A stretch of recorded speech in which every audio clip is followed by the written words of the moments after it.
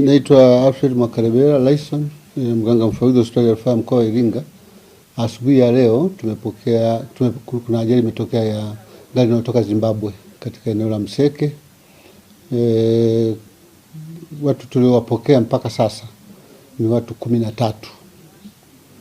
Kati yao 13 wanawake ni 3, wanaume ni 10. Na katika hao watu 13, 3 ndio wako serious. Mwanamke mmoja ambaye ana majeraha makubwa, mwanamke mmoja ambaye tena ni mjamzito, bahati mbaya amevunjika mgongo. Alafu wawili, mmoja amevunjika mbavu na anatoa damu kwenye kifua ndani kwa ndani. Mwingine amepata mivunjiko tu ya kawaida. Na katika hao majeruhi 3 kama nilivyosema, mmoja mwanamke, wawili ndio wanaume.